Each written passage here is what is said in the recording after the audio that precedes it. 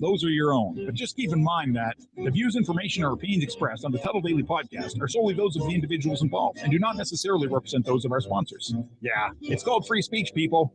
Nobody's forcing you to listen. Get ready for your daily dose of Tuddle. Check. The all-time greatest intern/producer. Give me a mic check, people. Tuddle in Florida. From the Hobo Fish Camp, it's the Tuddle Daily Podcast. No wonder nobody likes you, Tuddle. Everything's a goddamn debate. All right, guys, welcome. I mean, what can I say? I know that it's a weird way for me to start this show. I've been doing it now, and I actually think it is working. It's working because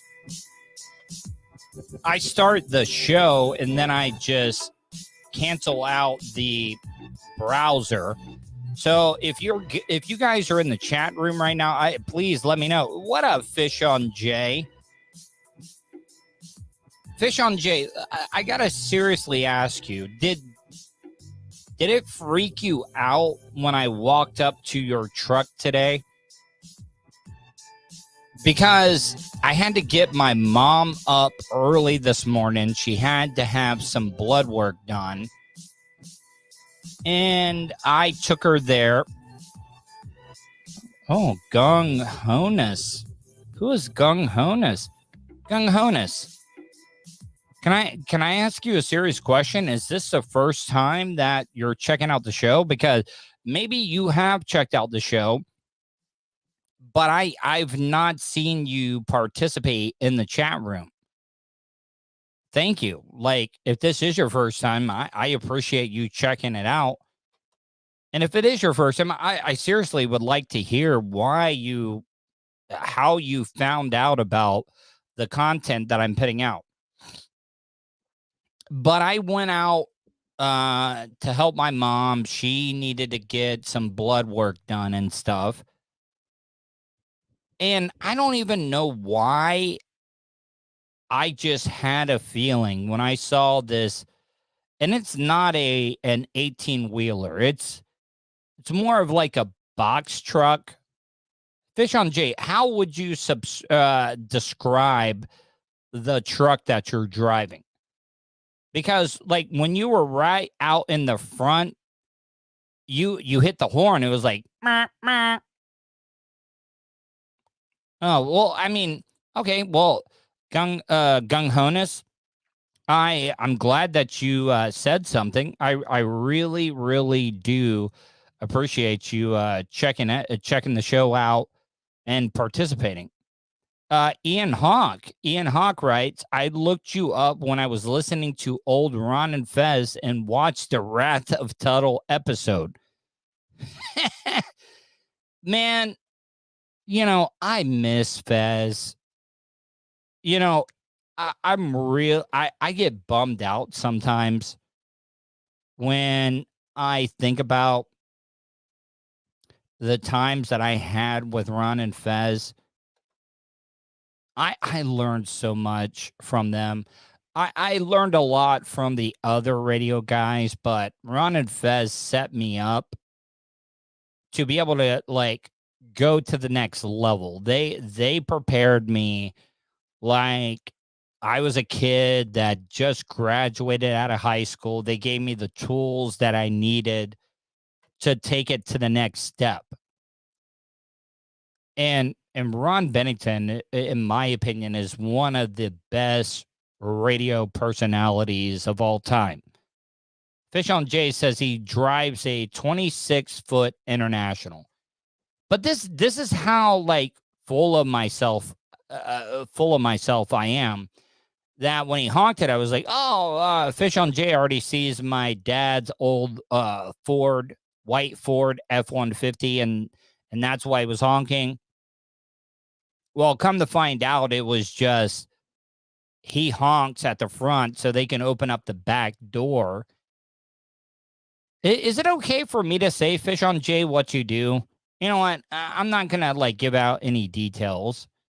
But Fish on Jay, it is such...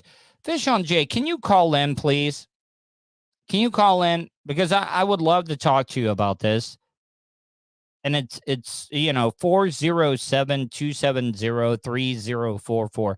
Iggy T. Iggy T, the video that Fish on Jay posted, I actually brought you up. Fish on Jay says, I honk the air horn so they can open the door. They love it. I think it takes them where they need to be, LOL. Seriously, I want to talk to you, Fish on Jay, because I think it's kind of interesting what you do for a living. Fish on Jay goes and picks up medical waste. Whatever it may be, blood, needles, all that stuff. Iggy says, wait, I need to check it out. Hold on. Here it is. Oh, it hung up. Try calling me back, Fish on Jay. No, I mean, it was nothing bad.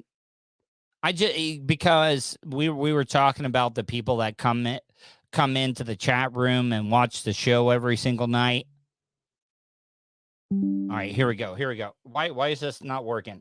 Please stop. Pick it up. Hey, Fish on Jay. Yo. Hey, so you can do a better job of describing what you pick up. What do you do? I didn't want to blow you in on anything. So I just thought it would be better for you to call in of what you do for a living. Yeah, sure. No problem.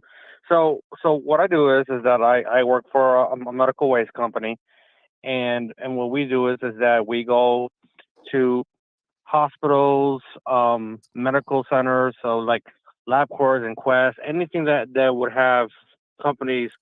So needles, or gloves. I mean gloves, right? They throw that into the medical waste as well too, right? Yeah.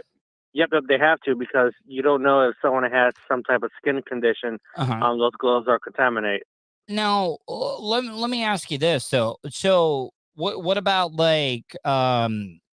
plastic surgeons that do the sucking out the fat and stuff? Do you guys pick up that type of stuff as well? Oh yeah. As a matter of fact, I see a whole bunch of stuff. I've seen the tubes where they suck up fat. I've seen I'm trying not to get too graphic. No, I mean let it rip. Yeah. Oh, I have funeral homes I go to, so I've seen lines of bodies. As a matter of fact, when COVID came up and really started, taking people down, my funeral homes, I'll walk in there and I was literally walking through trays and trays of bodies to pick up all these boxes of medical waste. So what about and I had what about amputated body parts and stuff? Like, do you ever like pick up a hand, a foot, and a leg, or an arm, or anything like that? yeah, I have.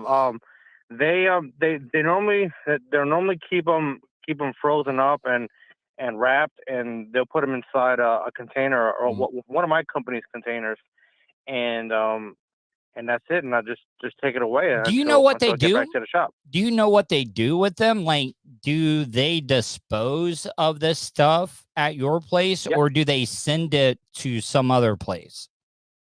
Yeah, well, so, some places that they're transferred to another plant of some sort. But on my plant, we go ahead and we incinerate everything. So once they burn the it. truck, the truck. Once the truck is full, I come back. The guys in the plant, they take the truck, they stage it, they go ahead and they weigh it, of course, first, scan it. That's how the company gets paid, and that's how they bill everyone. And then they go ahead and they turn everything. If it's a cardboard box, do they burn the box and everything? They burn the box, the body. Now, have you ever heard the thing about like a body weighs a certain amount before they burn it, and then like they weigh? They say the ashes of like a full human body weighs something else, and they say, oh, what's left over is like the weight of a soul or something. I just, because I'm not that of a religious person and stuff, but like, how have you talked to any of the guys that do the incineration? How hot does the fire actually get? So the incinerator is burning. I think, if I recall, it's burning over 2,200, 2,300 degrees, and I possibly a little hotter. But once everything there is burned, the machine actually pushes everything out, and it goes into a conveyor belt of some sorts, and it scoops everything out, and it puts it into a roll-off can, and everything comes out ash, just black muck and dirt. What did they do with the ashes? So, like, do they do do you know what they do? Because there's got to be some type of byproduct after you get done burning something. Like, what do they do with the ashes? Do you know? Yeah. So once the roll off is full, we have a garbage company that picks up the roll off and gives us an empty. And then they take that roll off and they take it over to Travarius.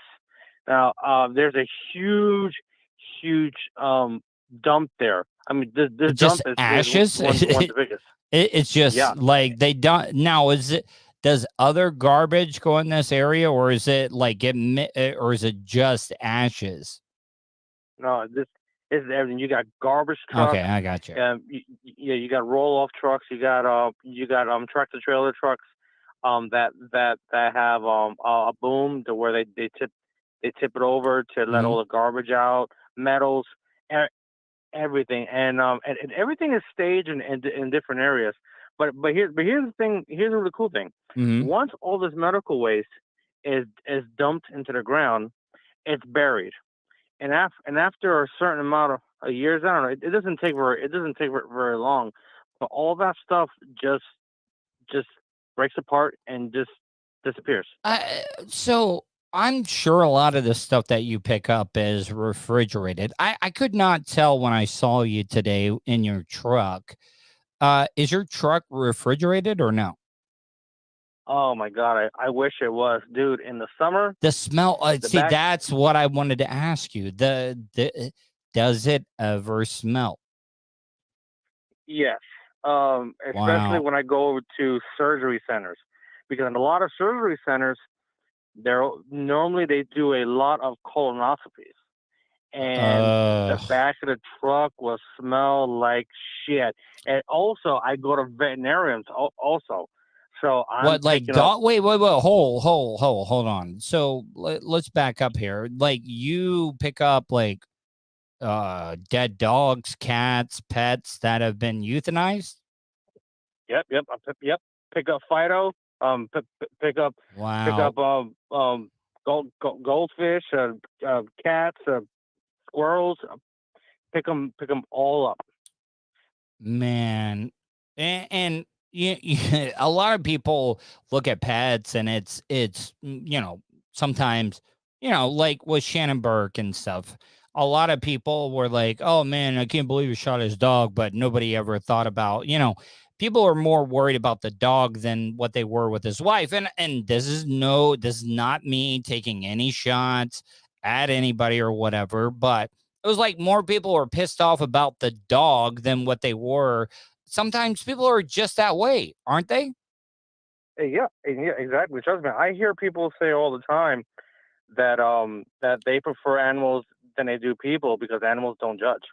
Yeah, man, oh man. But My mom, when she came out today after she got her blood drawn, she said that she got caught off guard because she heard somebody when she was walking out the doors call her Mimo today, but she was happy to see you and stuff.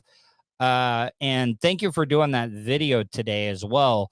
I got a lot of feedback from that. Iggy is in here right now, and I was telling her, I was like, oh yeah, man, we talked about you because we were talking about all the people that come in and stuff. And I was like, oh, what do you think about Iggy? And you were like, oh man, real steamy, but you got to be respectful, which, we are and everything. But I think we can say what we want to say when it comes to that, right? Of course, she's a beautiful woman, and I think the best thing about her is that she's a part of the damn podcast. Yeah, she's awesome. Exactly. She's awesome. I mean, well, I'll stand up for her, man. Hey, can I bring up the? Not mess with her. Hey, can I bring up the? You know what? I don't want to put you on the spot. You said you forgot something this morning. Was everything okay? I mean, you don't have to say. Remember, when I was walking back with you to the truck, you were like, "Oh, I forgot something today," and I was like, "Oh man, that sucks." Yes, my wallet. Okay, well, I didn't want to blow up your spot by saying that. Oh no, dude! I stopped at a racetrack on 44 right before I was gonna hop on 95 to get over to Edgewater, and then, dude, I had a Monster, I had a sandwich, and I'm like, yeah, I can't wait to destroy these things, and well, no wallet, so I'm like, well, I'm fucked. Oh, well, all right. So just a quick question, and I'll let you go. So obviously you are licensed. You have a clean driving record and stuff. What would have happened if you would have happened to have gotten pulled over and you didn't have your wallet on you? I got a picture of my license. Oh, you do? Okay. Well, yep. Would it have been a really bad deal breaker? If I didn't have anything, yeah. I could have got points. Not like points like how a regular driver gets. Just on your CDL driver. Yeah. But being a CDL, there's certain amount of points that you get for having a light out or a tire that's bald. Those kind of points that they get on your CDL. But no. I have a picture of my license on my phone. I got my insurance card out on my phone, and I've used a picture of my license before on my phone. Well, don't they have digital license now though? You can actually show people on your phones, or is that just some bullshit that I heard about?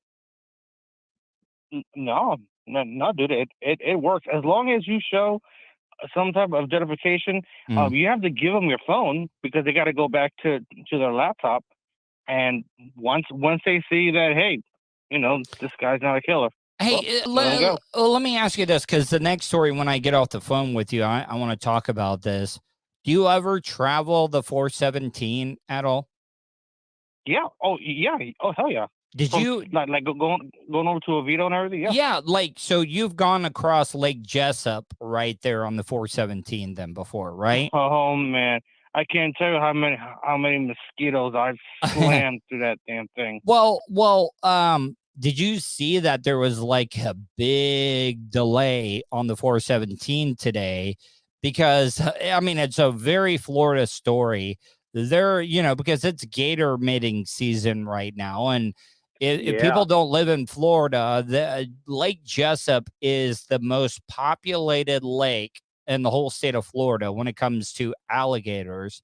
And there were some male alligators crossing the road and stuff. There's roadkill. People run over stuff. But gators are just nothing but muscle. Well, in the truck you're driving, I don't think it would mean anything to you. Do you think it would do anything to your truck if you ran over a 12-foot gator on the road? Well, my truck will probably do a bunny hop and maybe blow the tires. Yeah, because, I mean, we're talking about pure muscle here. Like, it would almost be like a small, like, I don't know, like going over a bump, right? Like any of those slow down, stop bumps that everybody sees. Because it would, if you were hauling ass, hitting a full-size alligator would be bad. Dude, down in Alligator Alley in South Florida, going fishing one morning, I saw blue lights about a mile going down, and what did I see? I saw about a 12-foot gator on its back, dead, and there was a car. It looked like an old Mazda. It tore that car up then. That car had to be destroyed. Dude, that car was flipped. I think it was a Mazda 626. Well, it was flipped on its side, dude. The both wheels were gone. The front bumper was just hanging, dude. That's my first time ever seeing how much damage hitting a big gator will cost a vehicle. It'll almost take your life without it even biting you. Yeah, I mean, all right. So this gator, like, nobody hit it, fortunately, and the gator, they had to shut 417 down going northbound on the 417. Okay. And, well, I don't know, northbound. All right, so if you're going on the 528 and you get on the 417 and like you're going to Tampa, that's southbound, right?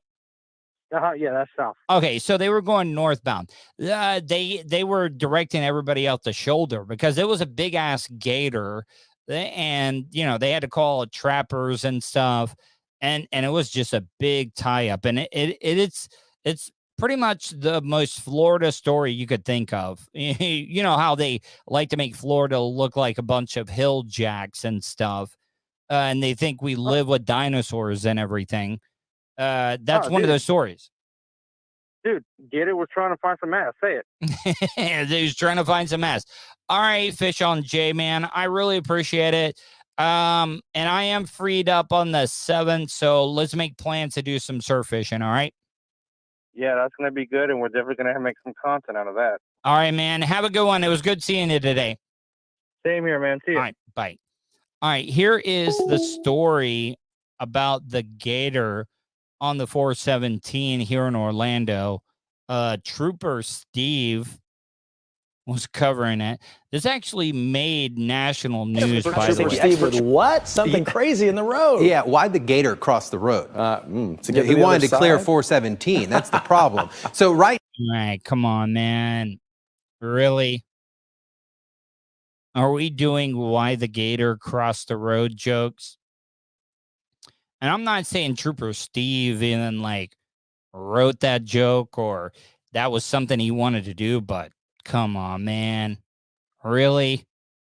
Trooper Steve was in the military. He was a lifelong highway patrolman. Well, not lifelong. I mean, hell, Trooper Steve is younger than I am. But Trooper Steve is got everything going for him. Highway patrolman, military guy. And one of the producers, hey, it would be funny. Why did the gator cross the road? I'm not pitting this on Trooper Steve. Head over to traffic safety expert Trooper Steve with what? Something crazy in the road. Yeah, why'd the gator cross the road? He wanted to clear 417. That's the problem. No, he was trying to get some ass. That's what that gator was doing. Just like Fish on Jay said, he's trying to get some ass. So right now, 417 northbound in Sanford. Man, put this call out. You'll get every law enforcement officer out there. We do have an alligator on the side of the road that's causing major slowdowns. So and by the way, a lot of people think I'm bullshitting when I say this. Lake Jessup is one of the most alligator-infested lakes in the United States. Do you realize when I was on the Monsters, it was me, Tom Van, a.k.a. Drunky the Bear, Whopper, I think another intern. They made us swim in Lake Jessup at the time. It was really, really terrifying. If you ever are going down the 417 or you're ever on Lake Jessup, if you got a big spotlight or hell, even a flashlight will do it because there are so many gators. If you shine a light in that lake, you'll be blown away when you see all the reflections off of people or off of all the alligators' eyes. And we're like, man, what is in the water? You'll be blown away how many alligators are in that lake. And we went swimming in it for a damn radio bit. Could have easily been killed. But living in the state of Florida, you got to realize any freshwater lake or any body of water in the state of Florida, there is a good chance that there's an alligator in it. So as you're traveling northbound over Lake Jessup, of all places, right? This is where this is going to come in. We are... Look at that. All red. Going north on the 417.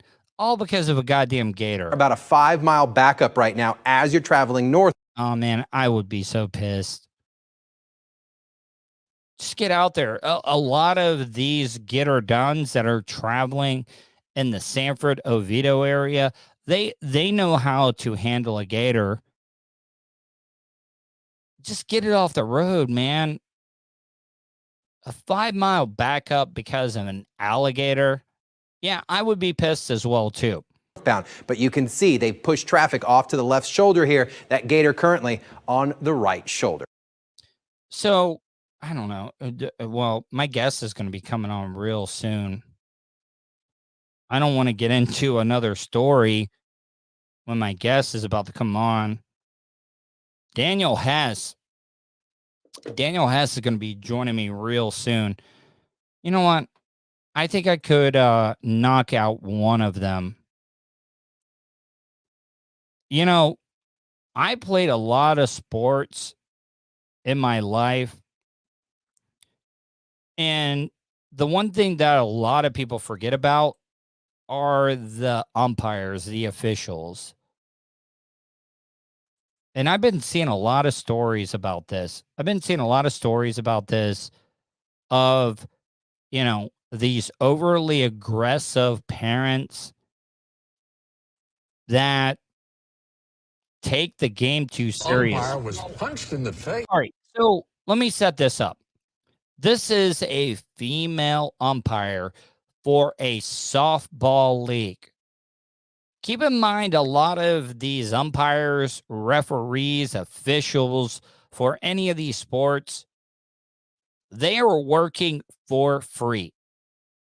They're not getting paid for this. They're doing it because they're trying to give back to the sport that they love. What up, Selma? Selma says, hi, Tuddle. Legion of Dude checking in. But these parents, it's not about the kids anymore. It has stopped being about the kids a long, long time ago. And for you guys to attack an official that is donating their time, it makes you a complete, absolute asshole. After ejecting a parent from her child's softball game for yelling profanity. 12 News' Deidre Briscoe talked to the umpire who says she was assaulted. Look at this. This is somebody that donates their time to the youth to support youth sports. You know, sports keeps a lot of kids out of trouble and stuff. And some asshole parent attacked this woman.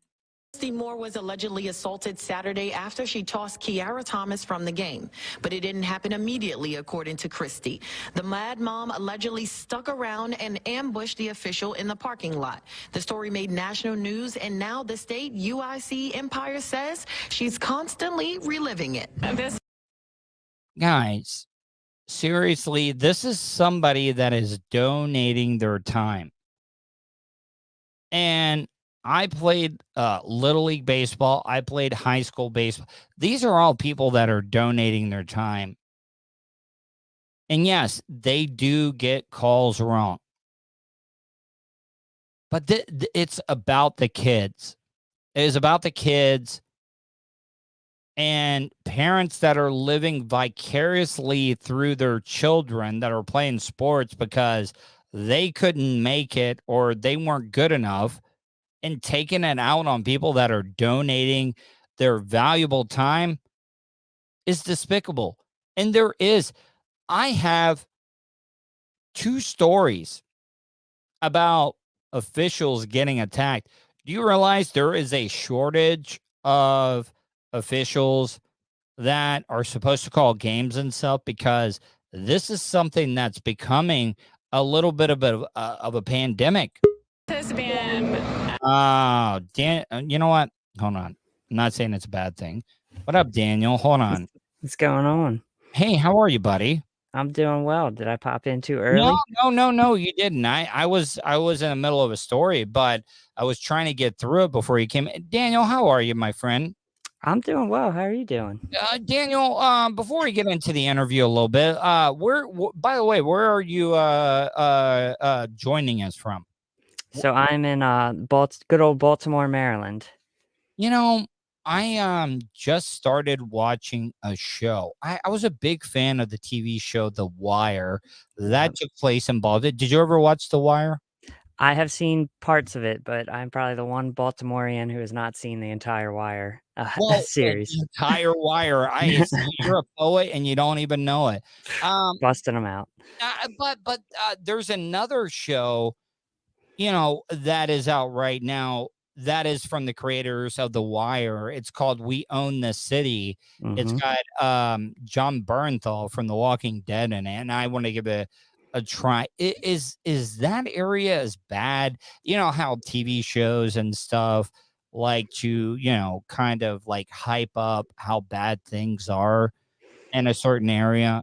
Is it as bad? Like, have you ever like experienced that type of stuff? So I've never experienced that type of stuff personally, but I have been to those areas and it's pretty bad. Like, I won't try to sugarcoat it. It's not great. It's interesting. I was actually filmed at a school that was in West Baltimore, which is the majority of where The Wire takes place. Mm-hmm. And it's a totally different world. It's so shocking how far removed it is from the rest of like Baltimore City. And then of course the county and everything like that. It's pretty wild. But yeah, I've had some friends and heard some stories over the years about stuff in West Baltimore. And yeah, it's not a great place to end up, especially at night for sure. Yeah, Daniel, though, you know, a lot of my supporters might not know exactly what you do and stuff, but you're a writer. You've done a lot of stuff. You have written and have the aspirations of doing some future scripts and stuff like that, right? Mm-hmm. How much of your personal experiences go into that? And after you answer that question, tell my audience a little bit about yourself and how they can check out the content and stuff that you're putting out. Yeah, so you know, personal events sort of paint into everything that I do writing wise. I'd say the first feature that I started working on back in 2020 during the height of the pandemic was really painted from my first kind of long-term relationship and the fallout that inevitably happened with that. and that went into that script pretty completely. But since then, I've sort of started getting more into writing, more fictionalized stories, but there's still experiences that work their way into those stories, whether that be from, conversations I've had with people over the years and just remembering certain aspects of time periods or sayings or just little things that sort of come out into it. And yeah, I've been in the film world since about 2012 when I graduated from Towson here in Maryland in their film program. For a while, I was doing wedding videos and stuff like that, but then transitioned back into the film space around 2018. And if people are kind of trying to check out what's going on here, the best place is usually the website, which is twotonyproductions.com. And then I have a pretty active Instagram account and Twitter, which are all under those same monikers. Daniel, one of the things that I know that had affected you about knowing somebody that had passed away from cystic fibrosis and stuff. Walk me through that a little bit. Like, how old were you? Because sometimes dealing with stuff that's as heavy as that at a young age can be traumatic. It can shape you as a person in the future and stuff. So I don't know how much you're comfortable talking about and stuff, but I would love to hear about how that has maybe shaped you, inspired you in any way. Yeah, so I was very close with my cousin. He was really my best friend growing up. His name is Tony, and that's sort of where the company name comes from, as a dedication to him. But what ended up happening was he, of course, was born with cystic fibrosis, and by the time he was 14, he ended up in the hospital for a while, and he was in a coma. And so pretty much every day we were going to visit him. And, I was 9 years old when this was all unfolding. And he actually ended up passing away 10 days before my birthday on July 14th, when I was turning 10. And so, I feel like I was always sort of a creative type. Like growing up, I would watch, old Godzilla movies and in my head write these fan fiction Godzilla stories. But after that point, I always say that like that's when childhood for me sort of ended.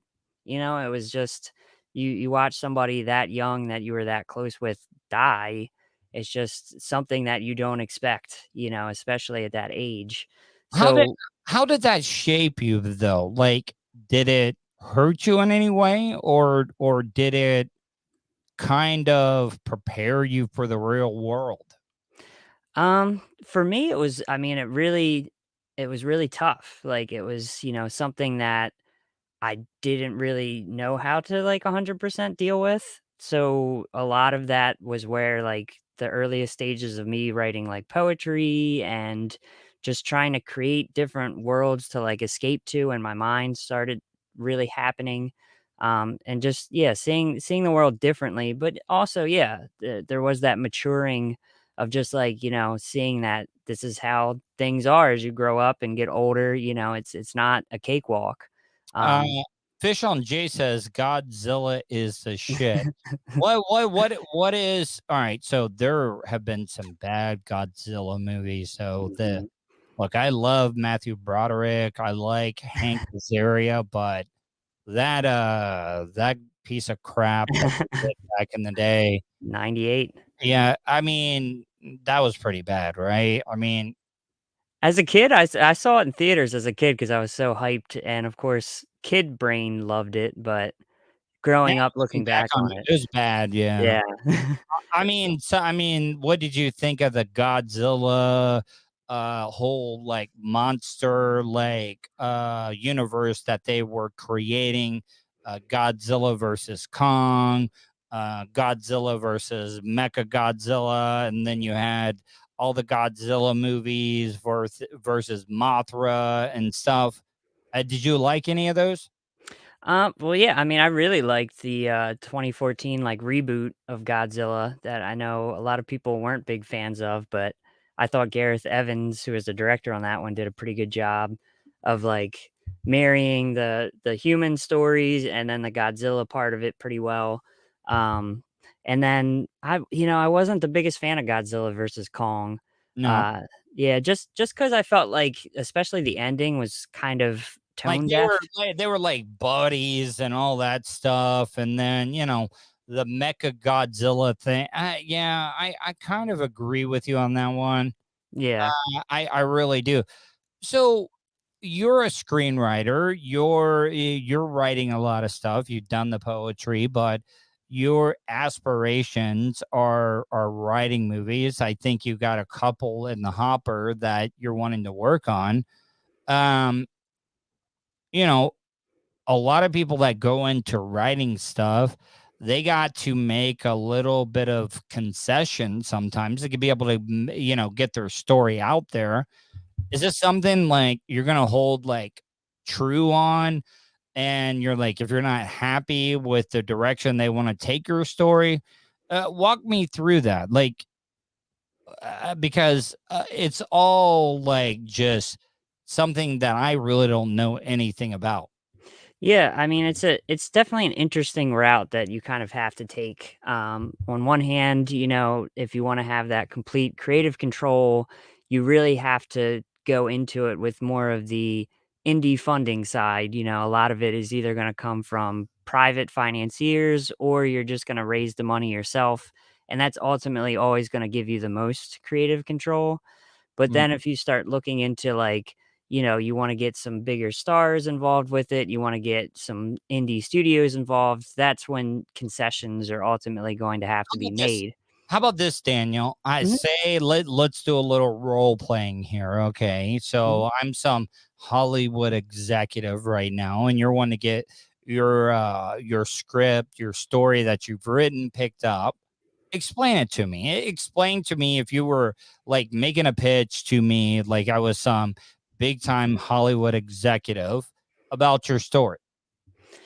Yeah, I mean, for me the process would really be nailing down that really solid log line, and then I'm a big fan of kind of finding what two films kind of encapsulate what you're trying to do and trying to make sure that those are like interesting projects.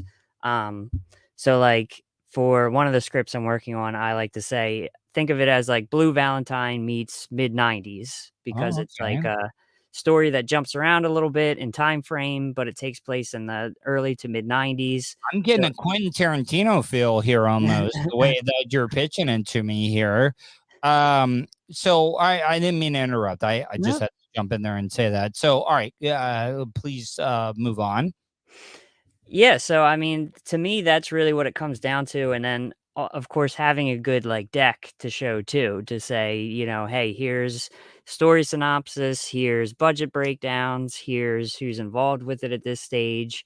I mean, just having all of those elements that you can really kind of condense down into. I mean, typically you're going to have 5 to maybe 10 minutes if you're extremely lucky with these people. And you just kind of got to throw it all out there at once. So for me, that's how I sort of prepare for that kind of stuff.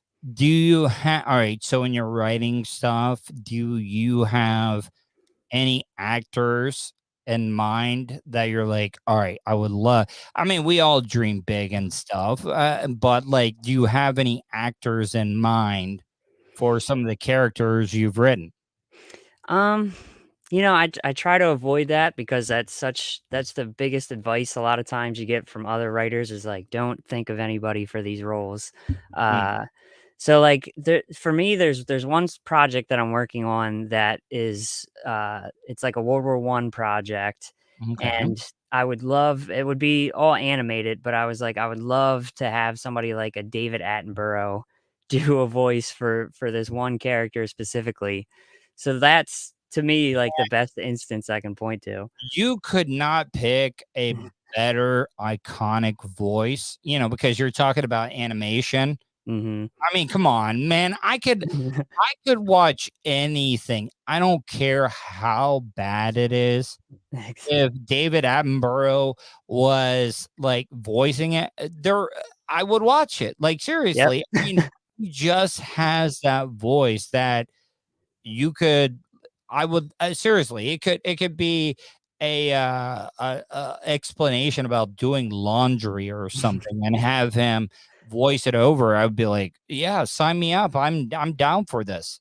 Exactly. So yeah, that's the one thing I've thought of. It's like if I could get him in that role, that would be great. But otherwise, I try to keep an open mind with characters and stuff in my stories. One of the things that I read about your bio, because I'm guilty of this. I've been working in radio. I've had a decent career. I haven't become like super wealthy from doing it. This whole podcast stuff is new to me. But and in the bio, here, let me read exactly what was said about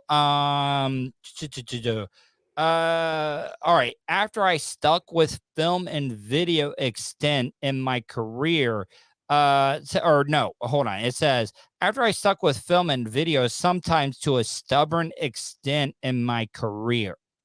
That was in the bio.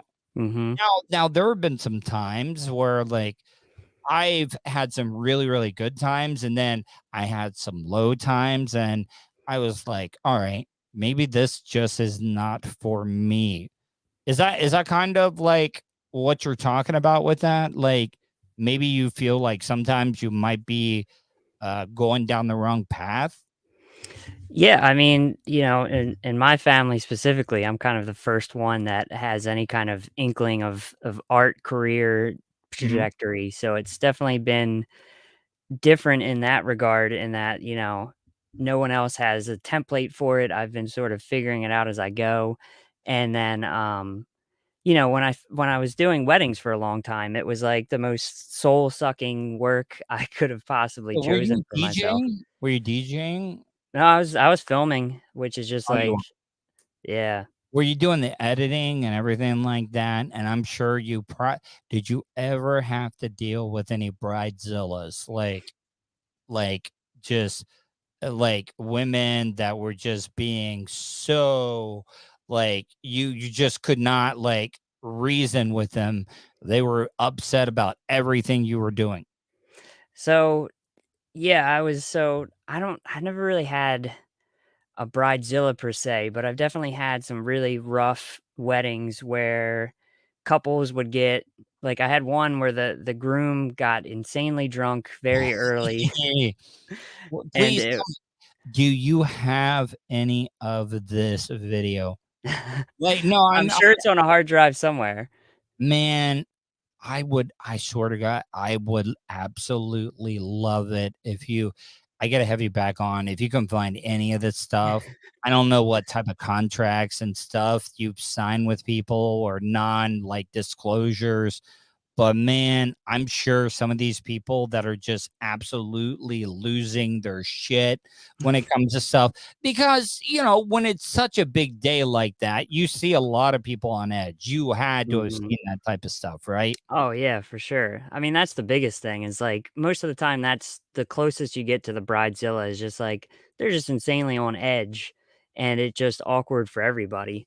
So What was the most that's never awkward thing fun. you've seen? What was the most awkward thing you've ever seen doing these filming weddings and stuff? Um, I mean, I remember one time I was working with a photographer friend who the bride had asked to do like a boudoir like shoot. Oh yeah, Like yeah. And so I was like, "You go do your shoot with her or whatever. I'm gonna stay out here." And he just was like, "No, come in and film it." And I was just like, "I don't think she wants this filmed." So I was just like awkwardly standing there with the camera, just Mhm. like you could tell she was feeling uncomfortable as it was. And I was just like, I don't want to be in this room. But yet I was just stuck in there filming this, like her half naked, like posing on a Oh, bed. all right. So let's talk about that though. When we're talking about filming things and being artistic, um, do you draw a line of what you would film for a price? Like, say somebody was like, "Hey, me and my wife, we want to excite the romance and stuff." Like, if somebody was coming with you and was like, "Here, Daniel, here's the blank check. I need you to write it. you can put in any amount that you want to, but I want you to shoot a porno with me and my wife or something. Like, would you be against that in any way? It's not like it's going to be out there or anything, but it's just for their own personal private use. Yeah, if in that situation, I'd like to think I'm a pretty open-minded person. I don't know if I would like jump at the chance of it, but I will say this: at one point in time, there's actually I won't say the names or anything, Yeah, but yeah, there's sure. a studio that was, I believe, based somewhere here in Maryland. I like interviewed with them, and that's what they did is they made very like higher end like porn Oh, no material. kidding. Are you for man? That's bad. I mean, come on, man. Like, I mean, Well, so yeah, I met with them. I was gonna say I met with them. I did an interview with them, and I almost did it just because the way they filmed most of their content was they would go to Europe for like a month, all right. just all over Europe, and just film with all these like higher end European like porn film star people, Wow. and just travel around Europe completely free, and then also get paid. Um, and like I said, if at that time, I almost did it, but I was with someone who was just completely not comfortable with that, so I Mm. ultimately turned it down.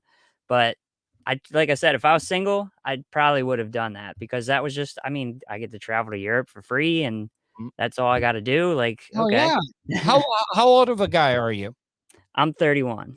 31. All right. And so you're still relatively young.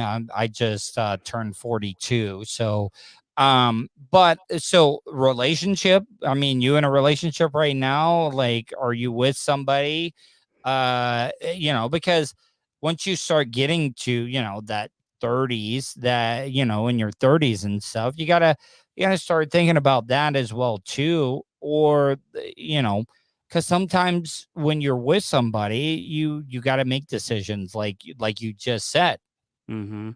Well, right now I'm not currently with anyone specifically, but not for lack of trying. Certainly, I've been on feels like dating apps for forever, Which and one do you use? If I'm more of a Tinder guy and stuff, but the more and more like I'm thinking about these dating apps, I really do think they're nothing but a big like sham.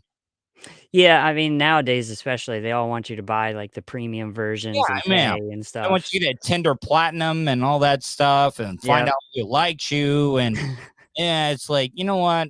It's almost seeming like I'm buying a hooker almost with the amount you're paying and everything. And I'm not saying the women on there are hookers and stuff. I'm just, stating the facts. Yeah, it's crazy. But yeah, I feel like they're all pretty predatory. I mean, I've used like OkCupid, Bumble, Hinge, Tinder all over the years at various times. And pretty much all of them are on the same boat now. Where Yeah. it's just like buy the premium, see who likes you, all that stuff. It's wild. But Daniel, though, so speaking about that, it's like when you get out in the dating world and stuff. I was working in terrestrial radio for a while, and that's way better. Like when you're going out and meeting somebody, like, yeah, I work on the radio and stuff, but like when you tell maybe a potential somebody you might be interested, oh yeah, I'm a podcaster. Nobody takes that seriously and stuff, and what you're doing and everything. You're a writer, you're wanting to get one of your scripts written and picked up and stuff.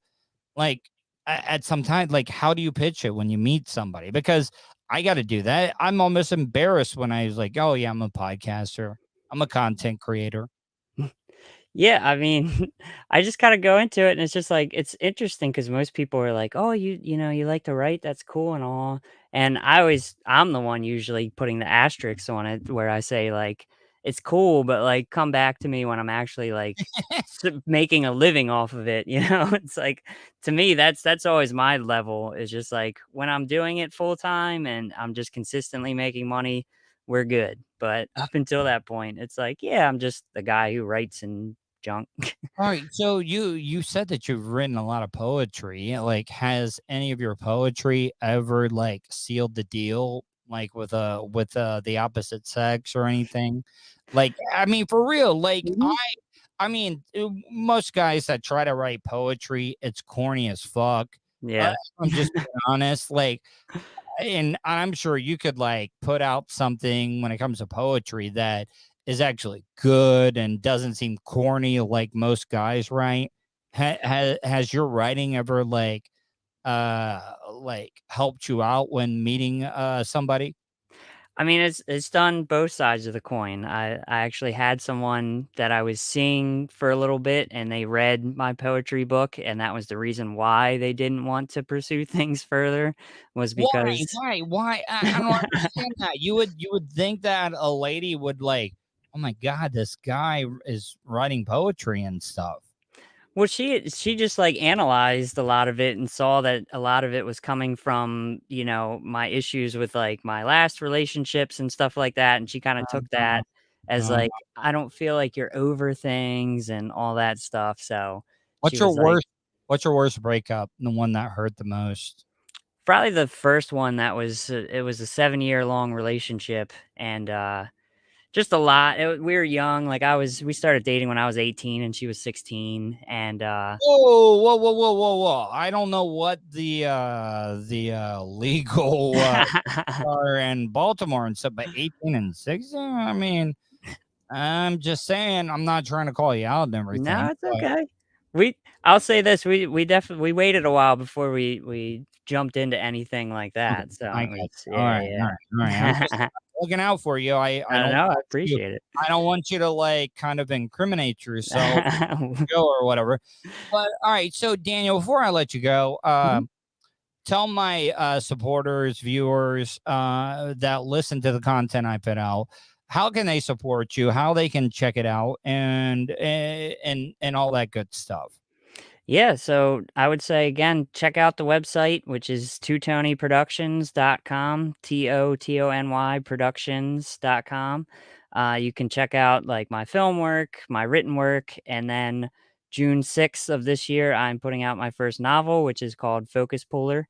And that will be on Amazon and hopefully in a few bookstores, indie bookstores across the country. So check it out when that comes out, and just reach out to me anytime through the website or Instagram or Twitter.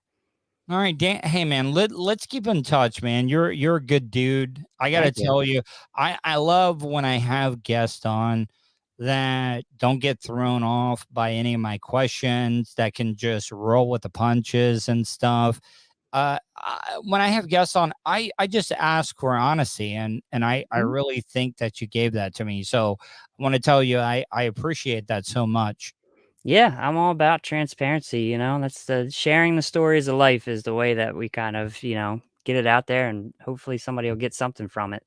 Hey, Daniel, I'm gonna follow you anywhere I can on social media and stuff, and I would like to exchange contact info if you ever need anything, so you can reach out to me. Okay, that works. My email, you can see it rolling across the bottom, Tuddle@gmail.com. Perfect. Just reach out to me and I'll send you all my stuff. All right, man? Sounds like a plan. All right. I hope you have a great night, and hopefully I'll talk to you soon. Okay. Sounds good. You have a great night there as well. All right, man. Have a good one. Bye. Bye. Have a good one. I can't believe I just said that. Anyways, let me get back to this. I might want to start out at the beginning. There is a big problem when it comes to these people that donate their time to help out the youth when it comes to athletics, because you got to have these officials, these umpires, referees, to donate their time to do this type of stuff. And they're getting attacked by these parents that are living vicariously through their kids. And it's despicable, in my opinion. A softball umpire was punched in the face after ejecting a parent from her child's softball game for yelling profanity. 12 News' Deidre Briscoe talked to the umpire who says she was assaulted. Christy Moore was allegedly this is sad. assaulted Saturday after she tossed Kiara Thomas from the game. And look at this woman right here. Oh, the humanity. But this woman, compared to this woman that is all like Child beat up softball and game for banged. yelling profanity. 12 News' Deidre Briscoe It's not a fair fight. talked to the umpire who says she was assaulted. Christy Moore was allegedly assaulted Saturday after she tossed Kiara Thomas from the game, but it didn't happen immediately, according to Christy. Okay, well, how about this? Let's start letting these umpires conceal carry. I bet this will end any of the physical violence towards some of these people that donate their time. This woman has a family at home that she could be with, but she's donating her time to officiate a softball game. I really do think some of these parents would not be as wanting to be your huckleberry and stuff if they had a firearm on their person.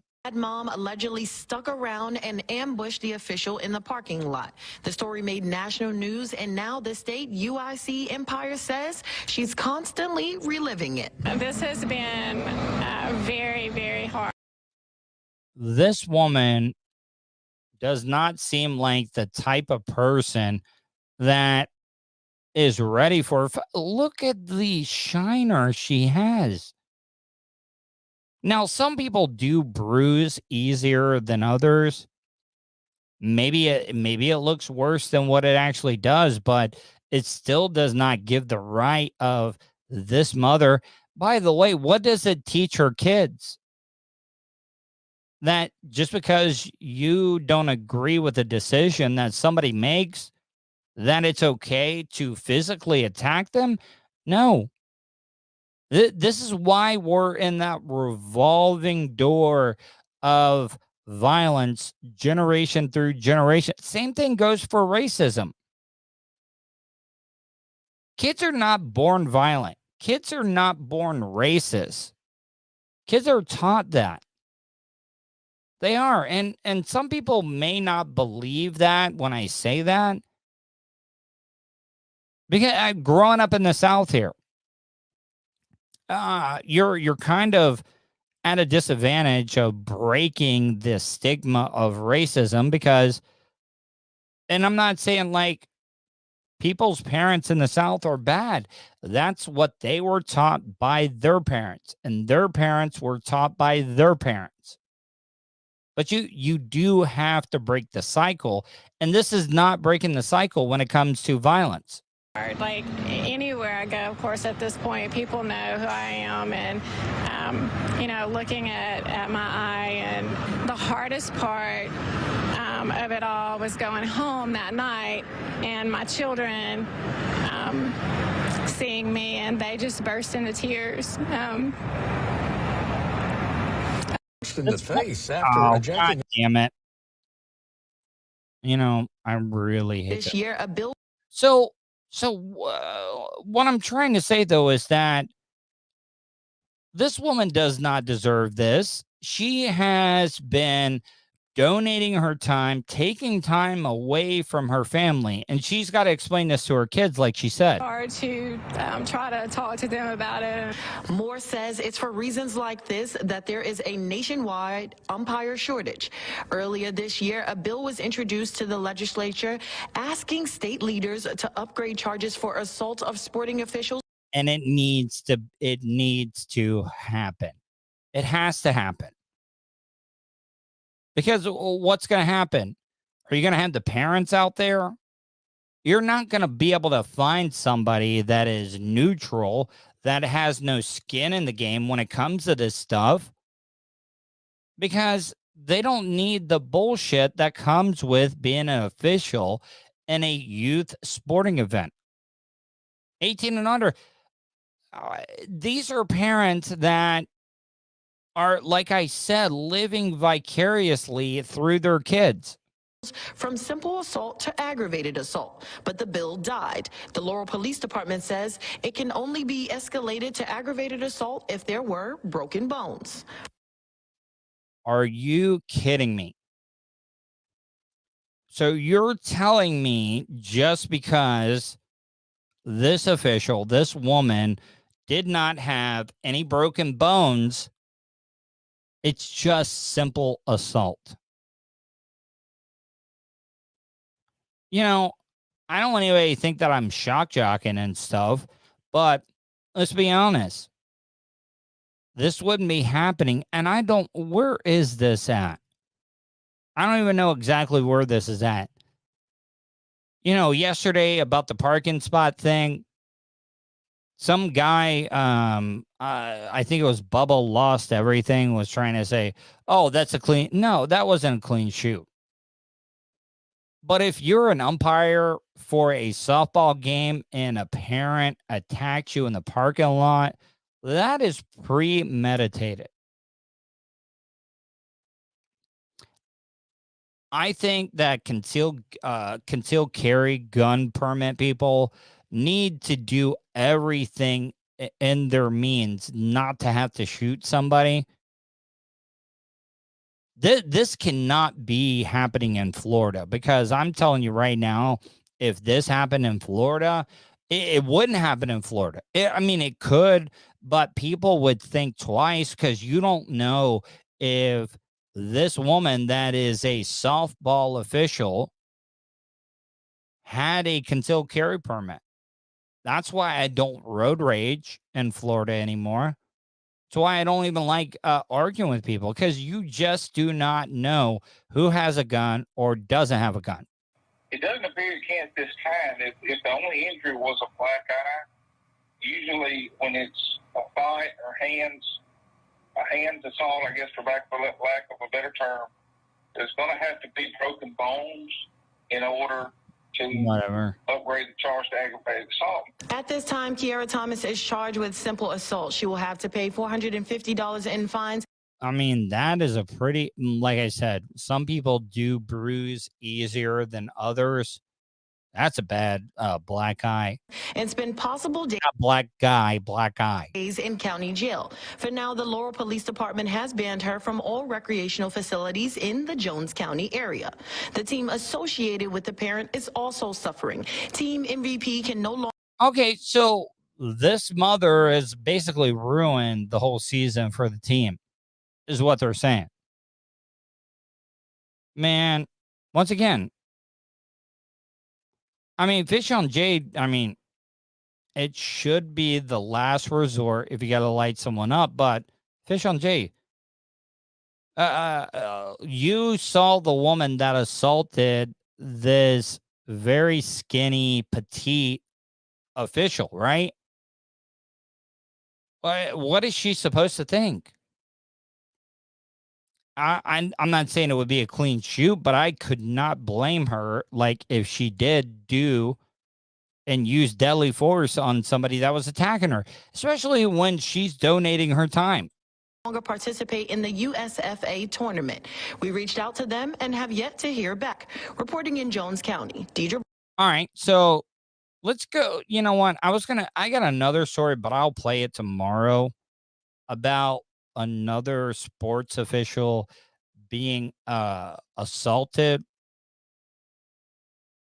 I'll tell you what is a clean shoot, and this will be the final story that I've played. Now, some people are going to disagree with me on this one. Like, for example, somebody on the chat, like I said, somebody just trying to like be shocking said, "Oh yeah, that guy that shot the guy in the that was in his parking spot. That was a clean shoot." No, it wasn't. This story I'm about to play for you, once again, I say this all the time. I don't have kids. I'll probably never have kids. But this one town is having a problem with a peeping Tom. Not a peeping Tom that's looking at adult women. I'm talking about a peeping Tom that is looking at pre-teenage kids through their window. The person is on their property. It was caught on a Ring doorbell. And I might be going overboard on this. I would have no problem. I don't think a judge would have any problem. I don't think law enforcement would have a problem if this mother would have shot this guy dead that was looking in her 7-year-old daughter's room. Having something like a Ring doorbell installed isn't very unusual these days. But for Amber Engelman, what was unusual is what her Ring camera captured on the night. I'm sorry. If there is a guy, look where his hand is. His hand's down near his crotch. He's holding on to the what looks like the overhang of outside of her daughter's bedroom. And this guy is peeking into her daughter's room. I'm sorry. This is a clean shoot. The guy is on her property looking in her daughter's room. This guy does not need to be alive. Of April 9th. Typically, there's nothing there. And this time, we saw a man leaning in and looking through. I'm guessing he found like a little crack in the curtains, and he was looking through my daughter's window. After seeing. All right, guys, I need your feedback, please, in the chat room or give me a call here, 407-270-3044. If you caught a guy peeping into your daughter's room like this and a creepy-ass leather jacket, that's a clean shoot. Sorry. I'll take my chances. This guy does not need to be walking on this planet. And they say in the story it could have been a No. There's no misunderstanding when it comes to this. The image of what appears to be a man lurking outside of her 6-year-old daughter's window. Amber's. Oh, I'm sorry. I was wrong. Not a 7-year-old, a 6-year-old. I know that the year difference really doesn't make a big difference. But come on, man. Seriously. I'm sorry. If I was picked for a jury, if this mom would have came out and shot this guy dead, I'm not convicting her. No way in hell. Knee-jerk reaction was something police never suggest doing. When I realized, it just happened a few minutes ago, I just flew open my back door, and I don't know what I was going to do, but... That is the thing about a mama bear. Even though this mom probably would not have defended herself, a mama bear, a mother will come out there and they don't care. This woman didn't even have a means to protect herself, but guess what? She flung open the door to be able to scare this absolute scumbag.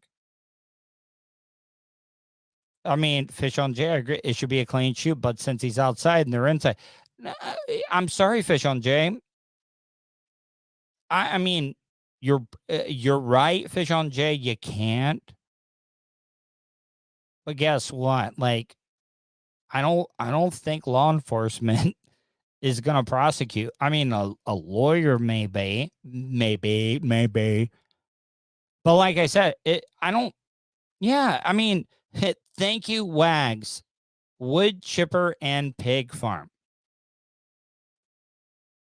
Like I said, if I don't think anybody that was picked, especially a parent.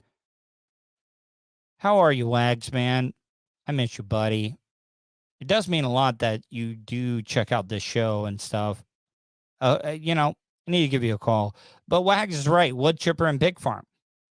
It is true. Like, I don't think a jury would fault a mother for coming out and shooting this guy dead for peeping in her 6-year-old daughter's room.